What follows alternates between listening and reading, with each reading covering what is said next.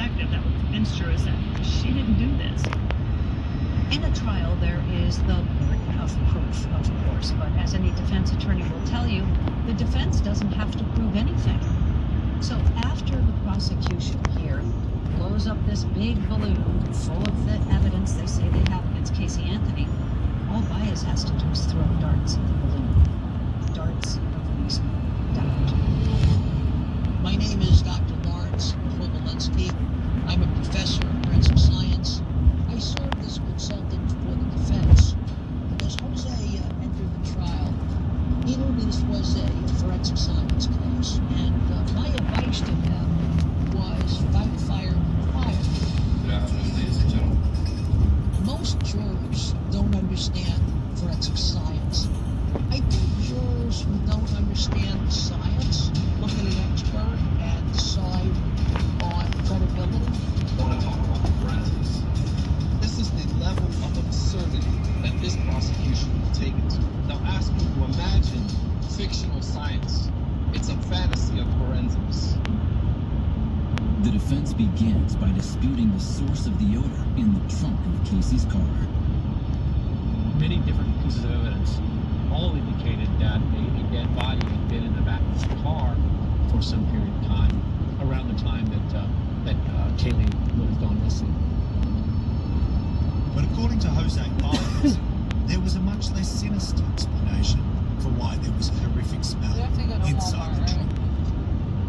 There had been a bag of garbage in the trunk when the car was picked up from the impound lot. Casey threw the garbage in the trunk of her car. She forgot to throw out the trash. That's where the smell comes from. As the defense told it, it was a hot Florida summer when that car was sitting in the impound lot, and the contents of that trash bag were festering for days and days. To support their theory, the defense calls someone who experienced the odor firsthand, Cindy Anthony. On the 911 call, you clearly hear her saying it smells like a dead body. There's something wrong. I got my daughter's car today, and it smells like there's been a dead body in the car. Cindy seemed to contradict herself on the stand. I did not believe it was rotting flesh. And that's because you believe it to be garbage. Yes. She's changed her tune and has bought into the defense theory that it was indeed rotting garbage. It was not hard to explain away Cindy's flip-flopping as a desperate attempt to try and protect her daughter, Casey. Cindy, however, claims that her description on the 911 call was simply a ploy to get the police to respond. After I found out Kaylee was missing, that's when I called the sheriff's department hysterical. When you're hysterical, you're going to say whatever you can think of that could get them there as quick as possible. Baez then takes issue with the evidence the prosecution says proves there was a rotting corpse in the car. Using a technique he invented, Dr. Arpad Voss tested a carpet sample taken from the car for the chemical compounds of decomposition. The sample from the trunk is collected, put into a agent and sealed. The vapor then comes off the rug and is collected in a can. You then remove a sample of that vapor and then force it into this device to separate the chemicals. Do you have an opinion as to whether there was a decomposing human body in the trunk of that car? I can find no other plausible explanation other than that to explain all the results we found. But on cross-examination, the defense lets the jury in on a critical fact. Sir, the testimony that you're giving is the first time that you have given this type of testimony in a court of law. Am I correct? Yes. Dr. Bass's technique was not a procedure that at the time was used in any crime lab in the United States or any place else for that matter. This kind of science had never been put into a courtroom before, and Jose Baez made sure that the jury knew that. He then proceeds to challenge the reliability of Dr. Voss's methods and questions his qualifications. A majority of what you've testified here today has to deal with chemistry, doesn't it? Correct. You are not a chemist. Can you tell the ladies and gentlemen of the jury what you got your PhD in? Anthropology. Jose Baez very nearly laughed at Dr. Voss. You're measuring air from a can?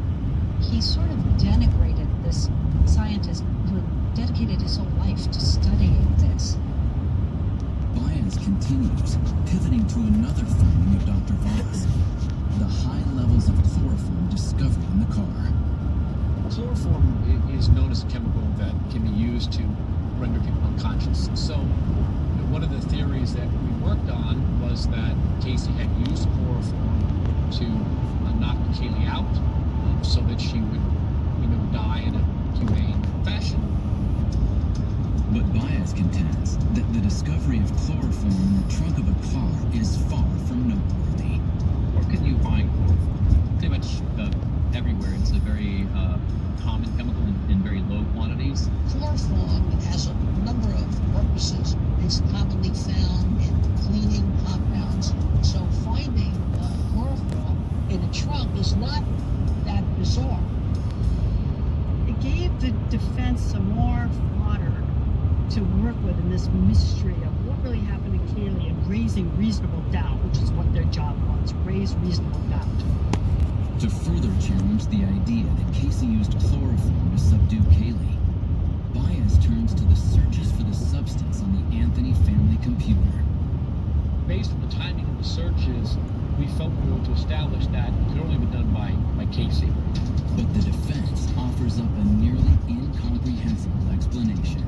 Do you recall doing any searches for chloroform? Yes. I started looking up chlorophyll, and then that prompted me to look up chloroform. When you type in 3 or 4 letters, things come up. I was searching for stuff that had pertained to our bamboo because one of the dogs was getting ill after eating the bamboo leaves that was in our yard. So I wanted to make sure there was no toxicity or anything I needed to be concerned with. And I searched chlorophyll, but I remember chloroform coming up during that search. But prosecutors assert that it would have been impossible for Cindy to have made the searches. Is it your testimony that despite the fact that your work records show that you worked on Monday, March 17th, that you were home? It's possible, yes. The prosecution on re-examination came back and confronted Cindy with time cards from her office showing she was clearly at her office at the time. Were you home? If those computer entries were made and I made them, I was home. I was like, that's it. You're just making this up. We know it's not true. This is beyond the pale.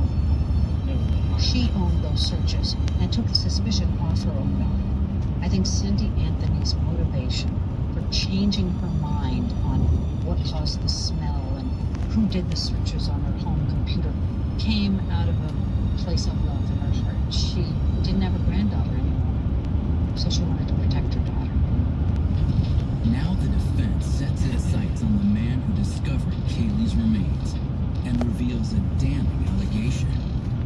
Testimony that you put that stick in the eye socket of his phone and lifted it up to be sure what it was? Yes, ma'am. So basically, he's saying you can't pay attention to anything at the crime scene. It's all contaminated.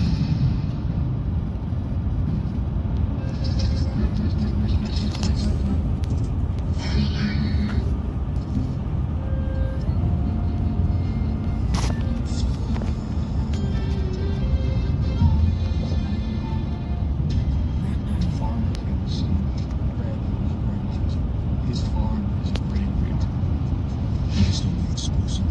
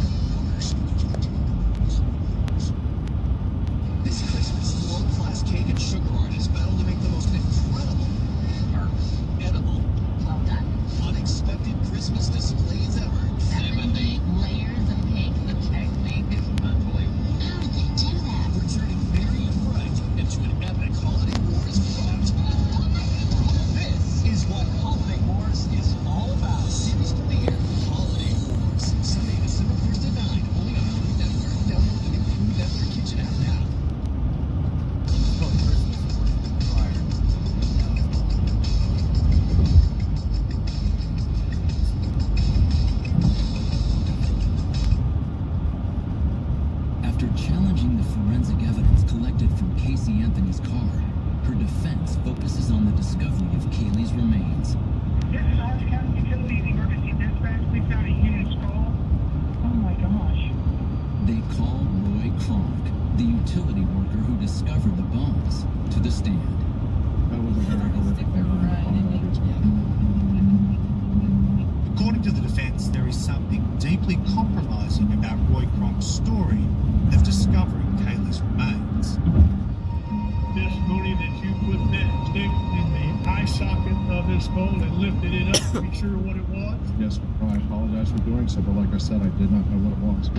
Jose Baez, with one little explanation, says all the evidence at the crime scene is contaminated.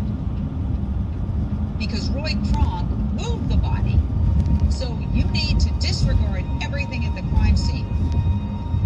Roy Kronk was a gift to the defense in this case. It gave the defense a lot to work with. This is not good stuff. The defense then prepares to lay siege to the evidence at the center of the prosecution's narrative.